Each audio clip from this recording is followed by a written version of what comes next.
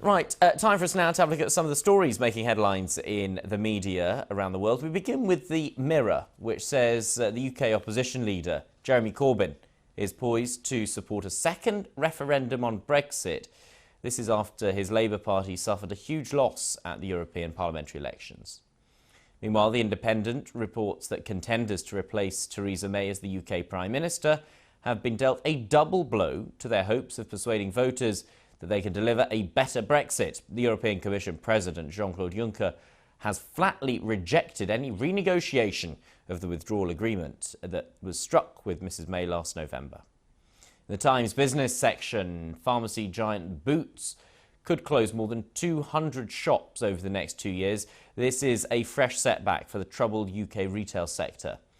Boots, the company, is owned by US pharmacy giant Walgreens and said it was reviewing its store portfolio amid falling sales and profits.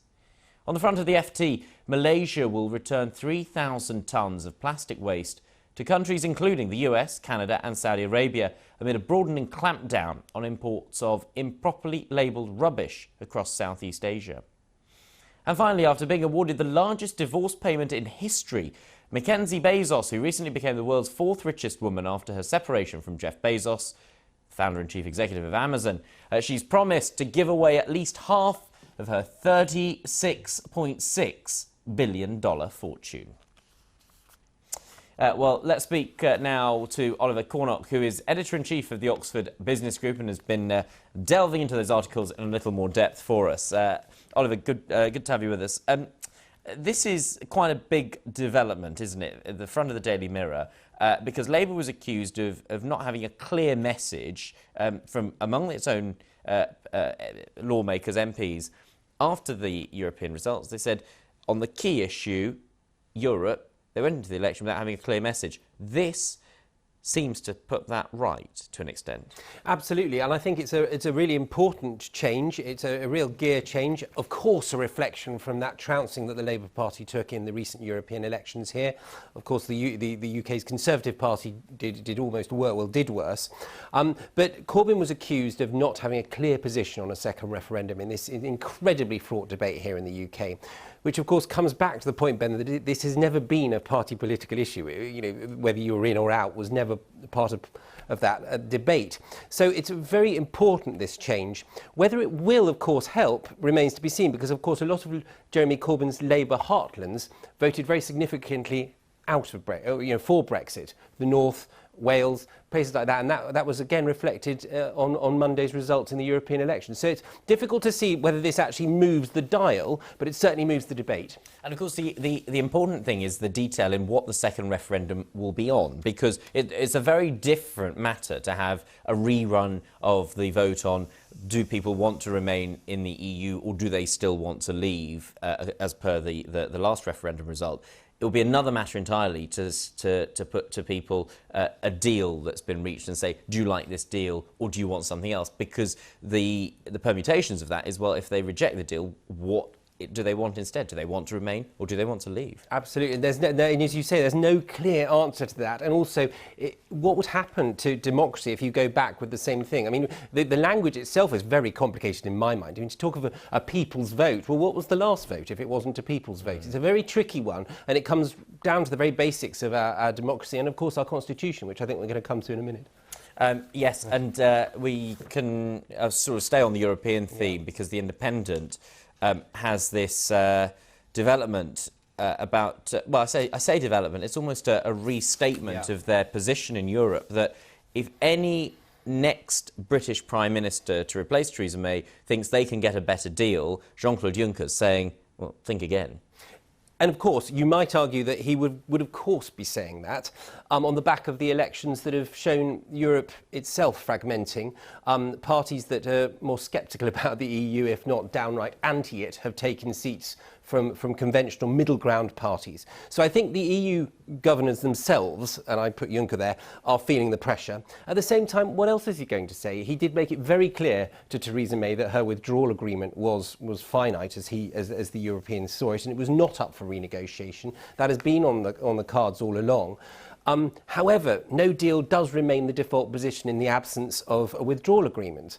John Bercow, the Speaker of the House, controversial figure, saying he's going to stay on in that position, I read in another paper, who is in the States, interestingly, at the moment, has said that actually he will make sure that MPs get the opportunity to vote down no deal. Now, I happen to believe, and I think some other people do, that actually, whilst I would love an agreement, actually to take away the ultimate sanction of no deal makes it much more difficult to bargain.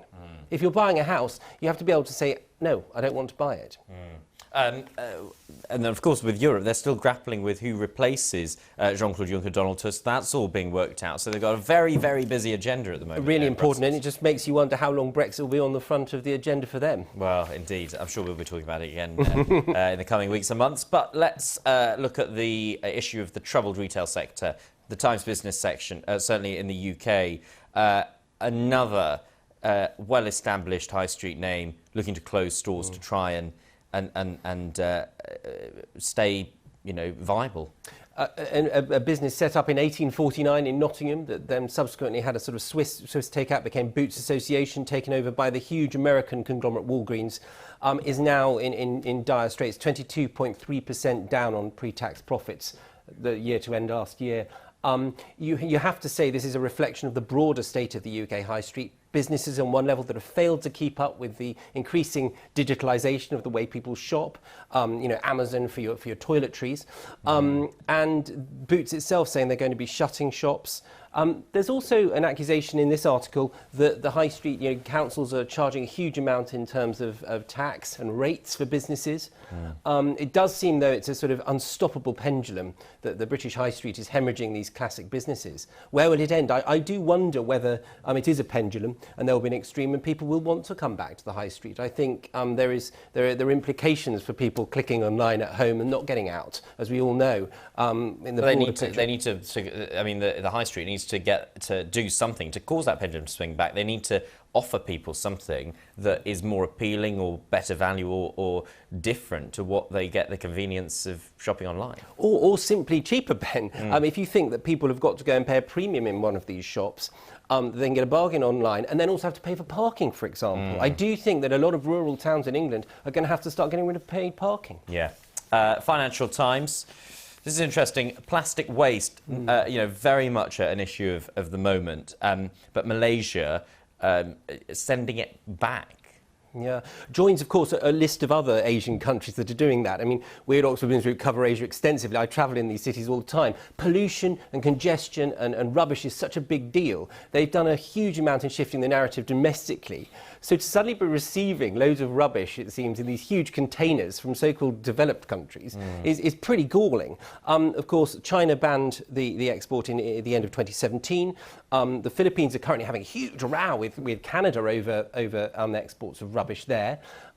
So this seems to me to be, as you say, on one level capturing a particular zeitgeist at the moment. It's a very topical issue, but it does talk more broadly about what we do with our own domestic waste. Why should we be shipping it out to other countries? We should be dealing with it here ourselves. Let's have a look at the generosity of the former Mrs. Bezos, Mackenzie Bezos, pledging to give away at least half her wealth to charity. Her fortune estimated at $36.5 billion. So that's a hefty example of philanthropy. It is a huge amount of money, and follows. It goes to this Giving Pledge organisation, which was set up by Warren Buffett and Bill Gates to sort of harvest off some of these hugely wealthy people. And she's got 25% of her husband's share of Amazon, so no wonder she's as wealthy as she is. I think it's important, though, when huge wealth, and particularly business and commerce and entrepreneurship, has come under such a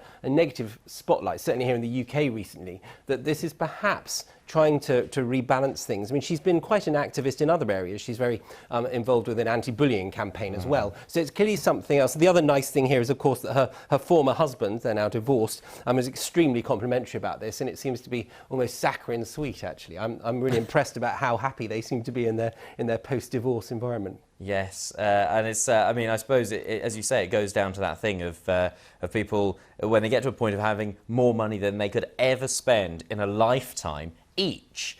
What do they do with it? And actually, to give something back. do some good in the world, it probably is, as you say, it resets that balance between when we constantly hear about reports of people squirreling away more wealth than they could ever spend in tax havens. So a bit of a positive note there on that story in The Guardian. Oliver, really good to talk to you. Thanks for going through those with us. Oliver Cornock there.